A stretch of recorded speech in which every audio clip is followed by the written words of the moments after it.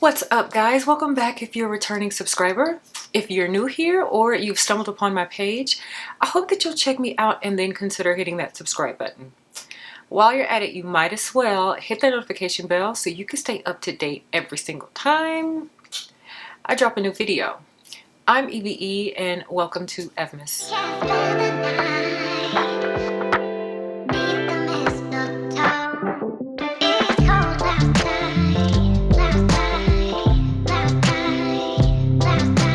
Alright, you guys, so this is probably the most festive time of year, and for a lot of us it's a season that we look forward to every single year. But 2022 specifically, I think a lot of us are just gung-ho and ready to get back in the swing of things, how life used to somewhat look like before the panini hit in 2020 and ruined and took over everything. Okay, so back then, remember when we used to go to our holiday parties, especially if you were at a corporate job and they hosted these big lavish holiday parties at the end of the year. You wore your best, you smelt your best, you looked your best. And so today I wanted to share some fragrances that I think would be perfect for a more elevated, dressed up, formal type of holiday event. So I want to share some fragrances that I think would match the vibe, and the fragrances that I'm sharing today are completely unisex, so that means both men and women can both wear these and knock it out the park for their holiday event.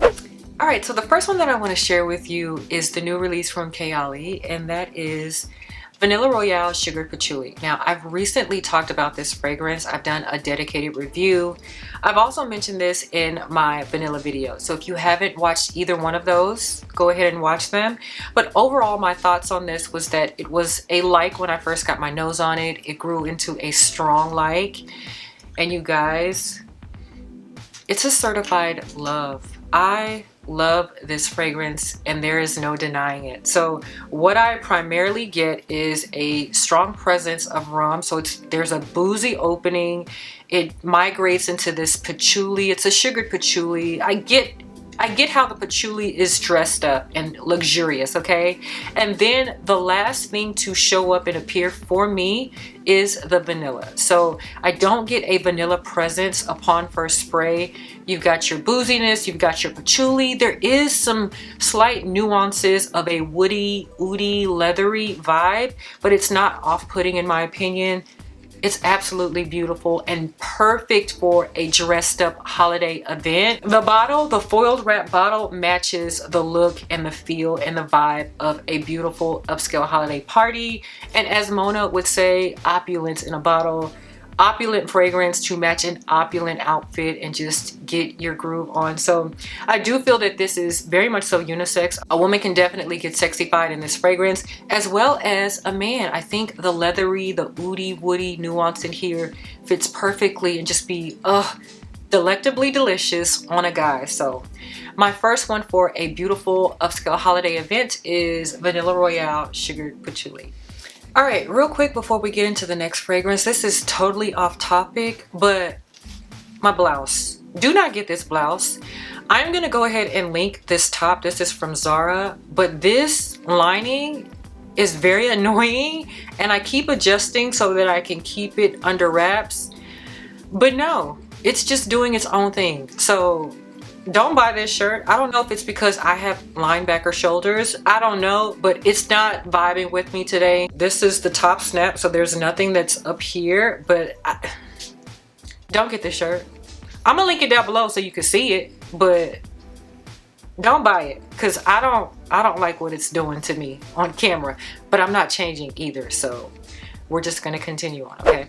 So this next fragrance is no stranger to my channel, and this is Rouge VELOURS from YSL's Privé collection.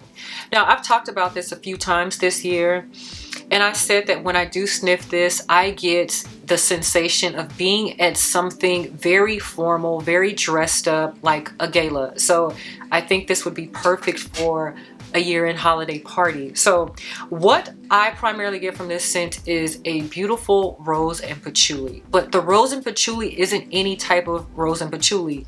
It's a very smooth and very velvety, luxurious rose and patchouli combination. So this definitely would pair great for a high-end, dressed up, wearing your best to a holiday event. So to me, if you like scents like Gris Dior from Dior, if you enjoy that scent, I think that you would enjoy and appreciate this one as well. So Gris Dior to me is more daytime appropriate. It has some woody and it has like earthy nuances, whereas this has the earthiness, but it's more luxurious. It's velvety. Like I said, the rose and patchouli in here is velvety. It's not as earthy as Gris Dior because it doesn't have any oak moss, but this has a white tea note in it and it has a little bit of pepperiness on top. So just the blend overall is beautiful and perfect for an upscale, elegant event.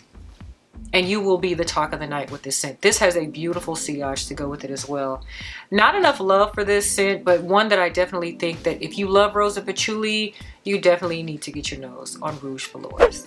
So speaking of Dior, this next fragrance I think is quite popular within the fragrance community, but it's one that I don't talk about a whole lot, and that is FEVE Delicieuse from Dior. Now, this is a winter staple, I would say, because when I say the intensity and the power that this fragrance brings, it's heavy, okay? Which is why I also think this would pair perfectly with your best dress to a formal event.